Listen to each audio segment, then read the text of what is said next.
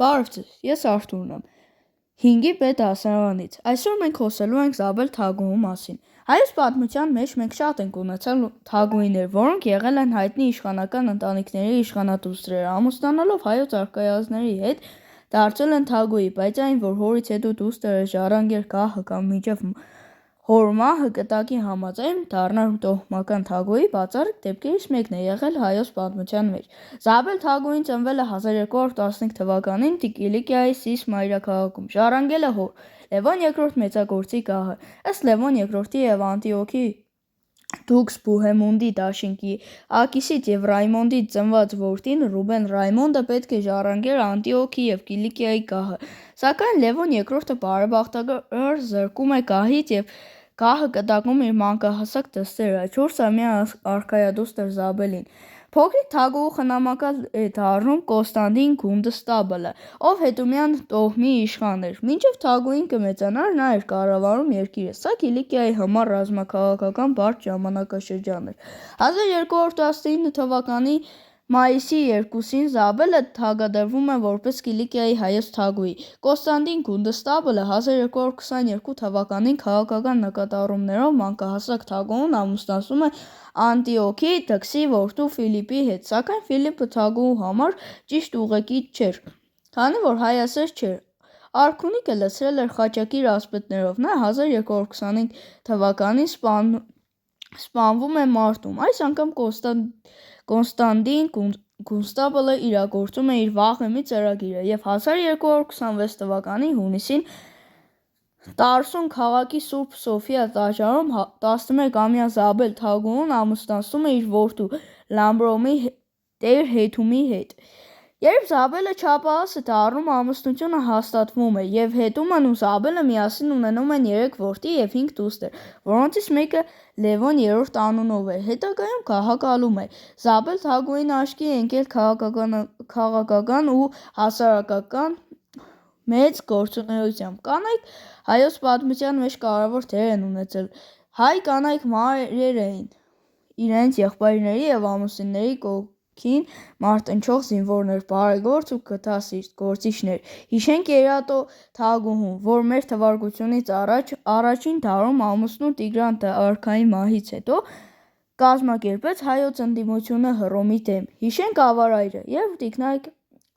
Փափկասուն հայոց աշխարհի զենք վերցրին ոսողի դեմ։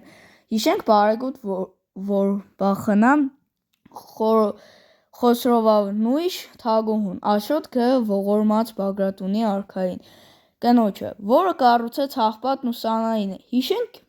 Կյուրիկյան արքայադուստրեր Մարիամին, Ռուսուքանին, Բորինային, որոնք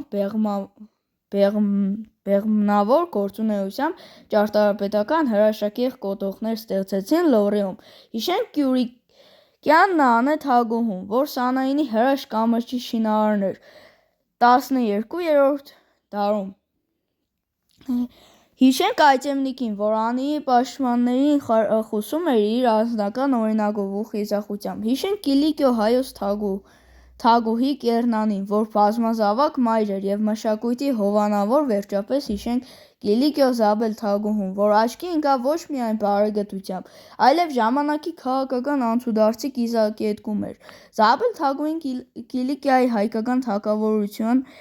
հզորագույն գահակալի Լևոն B. մեծագործի դուստրն էր։ Լևոն B. ճկուն դիվանագիտությամբ ու հզոր մարտավարությամբ հասավ նրան, ու Կիլիկիայի հայոց իշխանապետությունը օտարների կողմից ճանաչվեց որպես թագավորություն, և 1198 թվականի հունվարի 6-ին Տարսոնում օծվեց հայոց թագավոր, և քանի որ արքան առուզավակ չուներ, գահը պիտի ժառանգեին նրա դուստրերը Զաբելը կամ Ալիսը։ Կիլիկիայի թագավորության միջազգային դիրքերն ամրապնդելու նպատակով Լևոն B-ն դիմեց ժամանակին տարածված միջդինաստիական ամուսնություններին։ 1217 թվականին Հունգարիայի Անդրեաս թագավորի ղեկավարությամբ սկսվում է խաչակրաց 5-րդ արշավանքը։ Լևոն B-ն աջակցում է խաչակիրներին և իր դաշինքը հաստատուն դարձնելու համար իր երկամյա դստերը Զաբելին ամուսնացնում է հունգարական արքայորդի և թագաժառանգի 8-ամյա Անդրեասի հետ, սակայն Զաբելին վիճակված չէր Հունգարիայի թագուհի դառնալ։ Լևոնի և Հունգարիայի առկայի միջև պայմանագիրը մնում է թղթի վրա։ Լևոնն իր առջև նպատակ էր սեղմել ոչ միայն ամրապնդել Կիլիկիայի թագավորության դիրքերը, այլև ուզում էր իր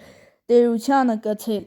հարևան Անտիոքի տքսությունը։ Այդ նպատակով նա Անտիոքի տքսության գահաժառանգ Ռուբեն Ռայմոնդին նշանեց իր մանկահասակ դստեր Զաբելի հետ, և Ռուբեն Ռայմոնդին հռչակեց հայոց գահի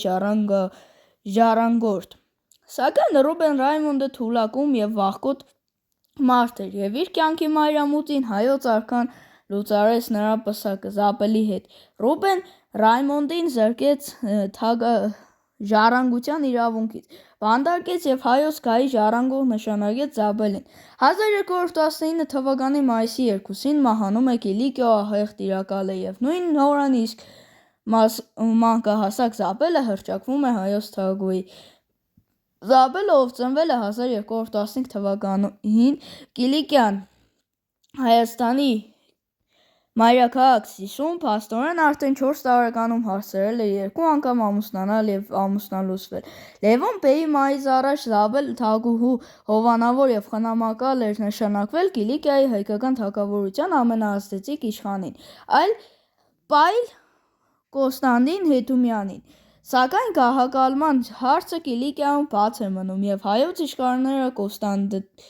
Կոստանդին Պայլի գլխավորությամբ 1222 թվականին Զաբելին ամուսնացնում են Անտիոքի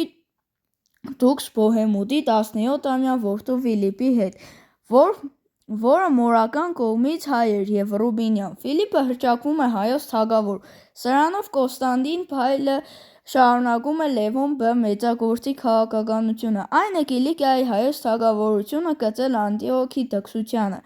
Թվում է ամեն ինչ ընթանում է բնական հունով, սակայն Ֆիլիպը այդպես էլ չկարողացավ մերվել հայ ազնվականության հետ։ Նա իր հայոց արքունիք բերեց օտար լատինական սովորություններ։ Նա չէր